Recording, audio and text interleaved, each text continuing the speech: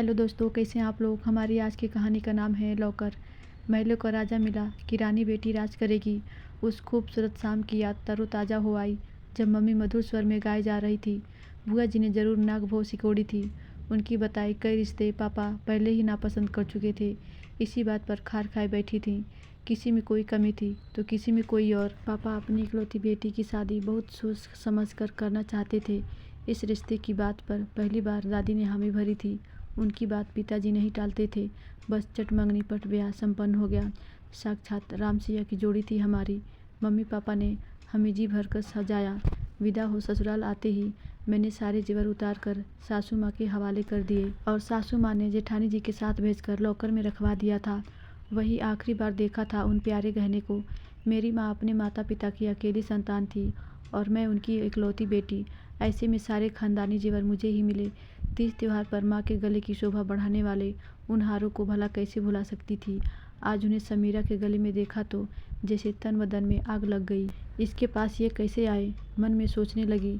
माँ ने विदा करते हुए कहा था कि छोटी बहू हो, परिवार से हटकर कुछ न करना, वहाँ के रहन सहन को अपनाकर हमारा मान सम्मान बढ़ाना।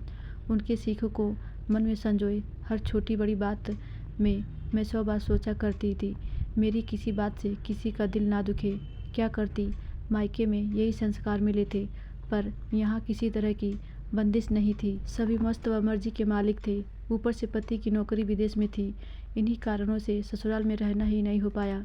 हर साल छुट्टियों में घर आती, मायके ससुराल घूमने में ही पूरा वक्त निकल जाता। परेशानी तो तब शुरू हुई जब हार्ट अटैक से सासू माँ का अचानक निधन हुआ। उनकी इतनी उम्र भी ना थी। परिवार के लिए बड़ी संकट की घड़ी थी। सारे मेहमानों की विदाई के बाद ससुर जी ने मीटिंग बुलाई और कहा कि माँ के रहते जैसे मिलकर रहते थे वैसे ही रहना, ताकि जग हंसाई ना हो। उनकी बातें बिल्कुल सही थी। हमने भी हामी भर दी। अब गहनों के बंटवारे की बारी थी। एक सी डिजाइन के 2 सेट गहने सामने थे जो कि ससुर जी ने एक साथ दोनों बहुओं के लिए बनवाए थे। उनके अलावा वह थे तो तीज त्योहार पर हमें नेक स्वरूप में मिले थे, पर मेरे मायके के गहनों का कोई अता पता ना था। मेरे मायके के गहने कहाँ है भाभी? कैसे गहने? जो भी थे सामने पड़े हैं, उन्होंने टका सा जवाब दिया। पर माँ ने आपको ही लॉकर में रखने के दिए थे।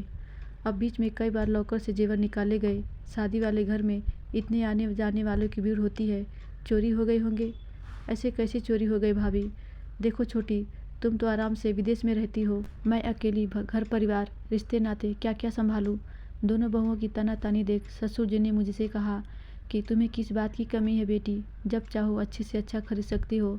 पर पापा, वह गहने नानी ने माँ को और माँ ने मुझे दिए थे, मुझे वही चाहिए। अगले दिन की वापसी थी।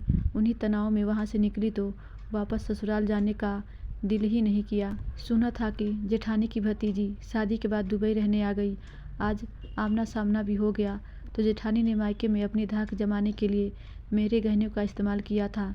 देर से ही सही, पर सच्चाई सामने थी। सब कुछ पति को बताया पर कोई फायदा नहीं हुआ। उन्हें इन जनानी बातों से कोई दरकरार ना था। मैंने भी सीधी बात करने की ठानी। गहने मिल गए भाभी।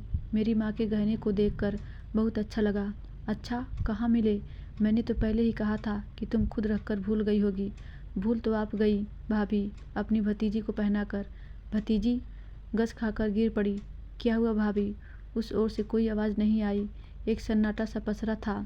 होश आने पर जेठानी जी की आंखों के सामने सब घूम गया। 2 वर्ष पहले अपनी माता जी के स्वर्गवास पर मायके गई थी तो ढूंढने पर भी गहनों की वह पोटली ना मिली जो उनके संदूक में छुपा कर रख आई थी। अपनी भाभी से उन गहनों के बारे में पूछ पूछ कर थक गई थी। उन्हें वही जवाब मिला जो कुछ मुझसे कहा था कि कौन से गहने, कैसे गहने, मुझे कुछ भी नहीं पता। अब पासा पलट गया था। इस दफ़े चोर के घर चोरी हुई थी। अब उनकी भतीजी के गले में पड़े हार ने दूध का दूध पानी का पानी कर दिया था। धन्यवाद दोस्तों। आशा करती हूँ ये छोटी सी कहानी आपको ज़रूर अच्छी लगी होगी।